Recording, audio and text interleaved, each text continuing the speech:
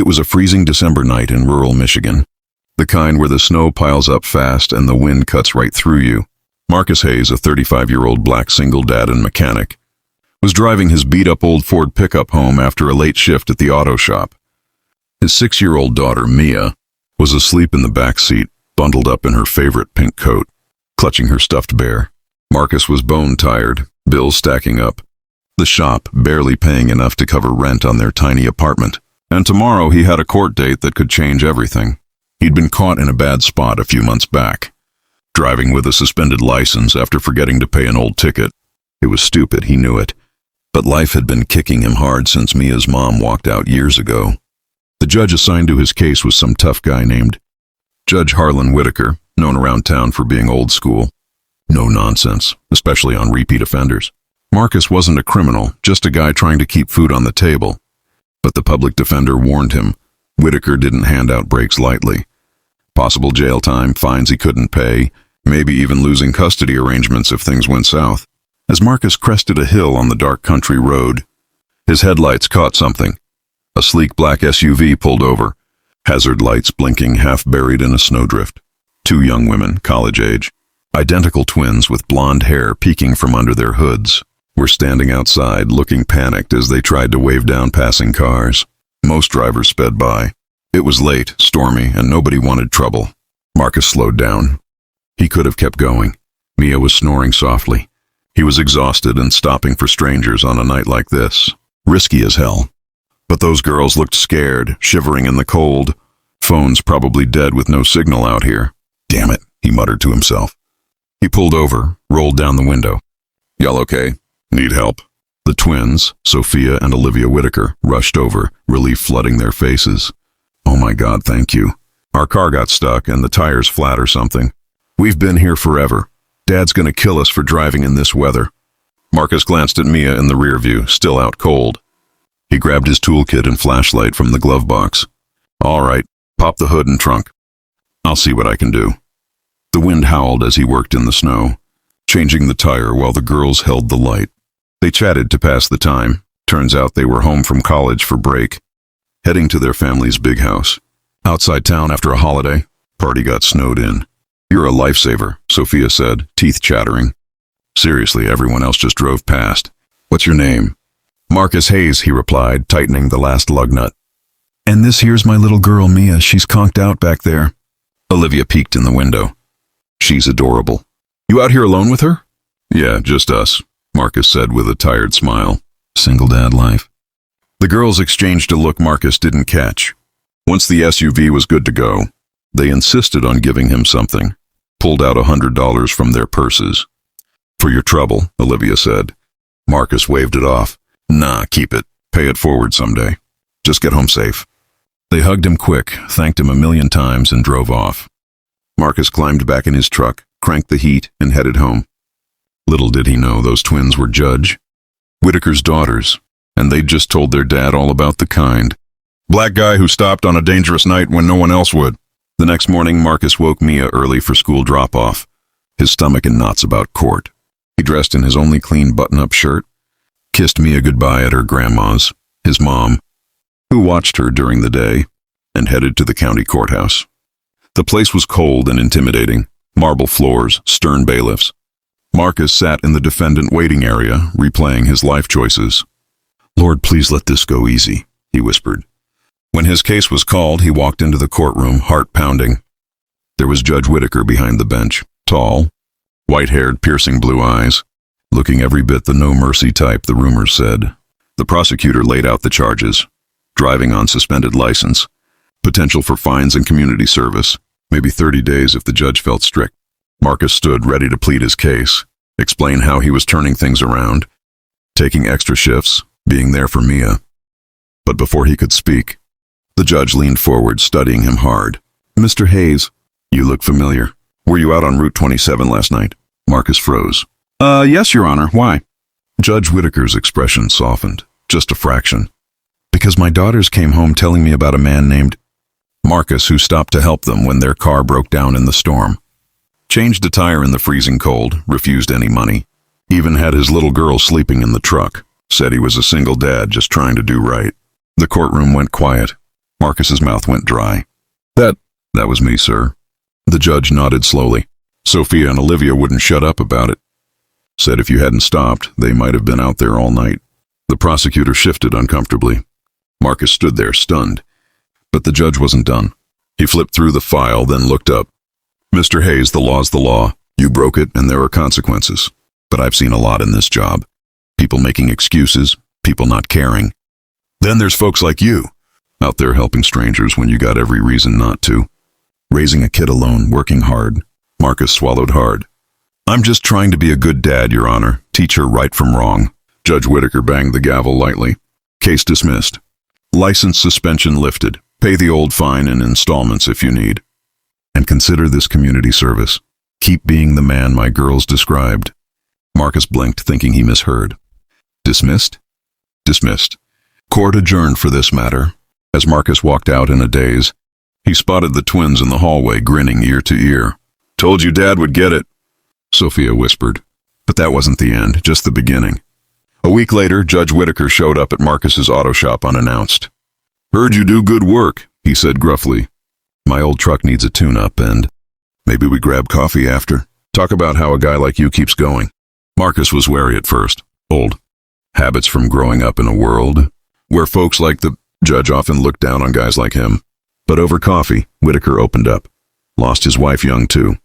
Raised the twins mostly alone. Carried his own biases from an older generation. Seeing you help my girls made me rethink some things. World needs more men like you. From there, things shifted slow but real. Whitaker sent repair jobs Marcus's way. Nothing handed. Just fair business from his connections. Mia and the twins hit it off when they met at a holiday event. The girls teaching her college cheers while Marcus watched amazed. But tension brewed too. Not everyone in town liked seeing a black mechanic getting special treatment from the judge. Whispers at the shop, side eyes at the grocery store. Marcus overheard one customer mutter, "Must be nice having friends in high places." It stung, reminding him of the systemic crap he'd faced his whole life. Cops pulling him over more. Job apps ignored. One night, after a rough day where a big job fell through because of scheduling conflicts, code for bias, Marcus vented to his mom. Why's it always got to be an uphill fight? She hugged him. Because you're breaking ground, baby. Keep going. Then came the real test. Mia got sick. Bad flu turning into pneumonia. Hospital bills piled up fast, the kind that could bankrupt him. Marcus worked doubles, skipped meals, but it wasn't enough. Word got to Whitaker through the twins. The judge showed up at the hospital. Check in hand from a community fund. Marcus refused at first. Can't take charity, sir. It's not charity, Whitaker said firmly. It's payback for helping my girls, and for showing me kindness ain't got a color. Marcus accepted, tears in his eyes. In that moment, something cracked open. Real talk about race, privilege, the unspoken divides in their small town. Whitaker admitted his own blind spots. How he'd ruled harsher on folks who looked like Marcus without realizing it. I'm working on it, he said. Starting with you. As Mia recovered, the bond grew. Whitaker invited them to family dinner, awkward at first. Marcus feeling out of place in the big house. But the twins made Mia laugh, and over steak, stories flowed. Whitaker even called out an old friend at the table for a casual racist joke. Not in my house, he said sharp. Marcus saw the growth, real and raw. Summer rolled into their small Michigan town, and things were looking up for Marcus in ways he never saw coming. The auto shop was busier than ever. Word spread. Quiet but steady about the solid work he did, and folks who'd never given him the time of day before were suddenly regular customers. Judge Harlan Whitaker's referrals were part of it. Sure, but Marcus earned every job with his own hands. He'd upgraded the place a little. New signs, better tools. Even hired a part-time helper so he could pick Mia up from school more often. The Whitaker house became a second home of sorts. Weekends meant barbecues in Harlan's big backyard. The twins home from college teaching Mia how to swim in the pool while Marcus and Harlan grilled steaks and talked life. Harlan was changing too. Real change, not just talk. He'd started reviewing old cases, quietly correcting sentences that hit harder on black and brown defendants back in the day at Chamber of Commerce meetings. He called out buddies for jokes that weren't funny. People noticed. Some clapped him on the back for going soft. Others grumbled he'd lost his edge. But the real storm hit in early fall. A viral video blew up online, one from years ago, dug up by some anonymous account. It showed young Harlan on the bench, mid-2000s, handing down a stiff sentence to a black teenager for a minor drug charge. The clip cut Harlan saying, "People like you need to learn consequences early," cold and clipped. No context, just the worst 15 seconds of his career. Suddenly, a canceled Judge Whittaker trended locally. Protests popped up outside the courthouse. Anonymous calls to Harlan's home. Hate mail. And worse, folks turning on Marcus by association. Thought you were better than taking handouts from a racist? One old customer sneered, dropping his keys on the counter and walking out. Another spray-painted traitor on the shop's sidewall overnight. Mia came home from first grade crying because kid said her dad was friends with the bad judge. Marcus felt the walls closing in. All the progress, the trust he'd built, it felt fragile now.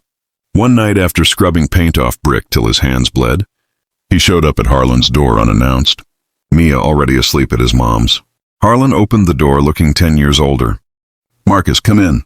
They sat in the study, whiskey neither of them touched. "I can't do this, man," Marcus said, voice low and raw. "People looking at me like I sold out. Like I forgot where I came from. My own mama asked if I knew about that video before everything started." Harlan stared at the floor. "I was a different man back then. Raised in a different time, different town. Didn't see the harm I was doing. But that don't excuse it." He looked up. "I don't expect forgiveness. Not from you, not from anybody." Marcus rubbed his face. "I'm not here for forgiveness. I'm here because, shit, Harlan, you became family to us. Mia calls you Grandpa. But this mess? It's costing me." Silence stretched heavy. Then Harlan nodded slow. "You're right. I need to own it publicly all the way." The next week, Harlan called a press conference outside the courthouse. No script, no lawyers. Cameras rolled as he stood there in the chill. "I've served this county for decades," he started, voice steady. "And I've made mistakes. Big ones. That video going around. It's real. It's me. And it's wrong. I carried biases I didn't even question back then. And they hurt people. Good people. Families." He paused, eyes scanning the crowd. "I've spent the last year trying to unlearn that garbage. Because one man, a black single father named Marcus Hayes, showed me kindness when he had every reason to keep driving. He saved my daughters that night, but more than that, he saved me from staying the man I was." Gasps rippled. Phones raised higher. "I'm retiring from the bench, effective immediately," Harlan continued. "Not because I'm being forced, but because it's right. This community deserves better than my past, and I'm committing the rest of my years to making amends, starting a fund for over-sentenced folks from my courtroom, working with reentry programs, listening more than talking." He stepped back from the mic. No questions, just walked away. The fallout was wild. Some cheered the accountability. Others called it woke nonsense. But the hate toward Marcus faded fast. People saw the cost Harlan paid for growth, and it shut down the easy shots. Business bounced back stronger. New customers came specifically because of the story. "Heard you stood by a man trying to change. Respect that." Harlan sold the big house, moved into a smaller place near Marcus's neighborhood. Weekends stayed sacred. Football in the yard, Mia bossing everyone around. The twins graduated college and moved back temporarily. Sophia interning at the prosecutor's office with an eye on reform. Olivia starting a nonprofit for kids with incarcerated parents.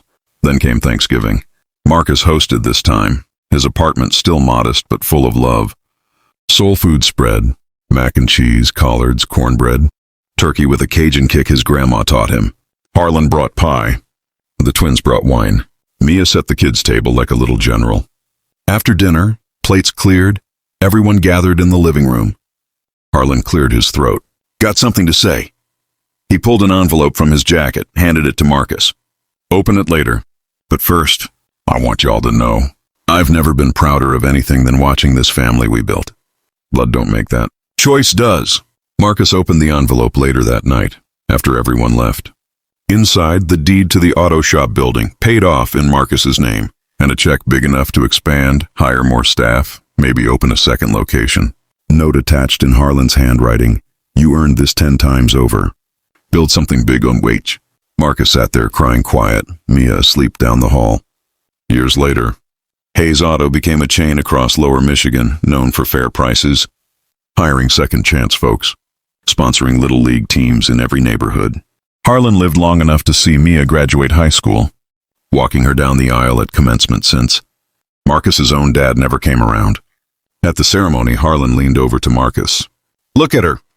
Strong, kind, no hate in her heart." Marcus smiled, eyes wet. "That's because she grew up watching two stubborn old men learn how to be better. All from one flat tire on a snowy night."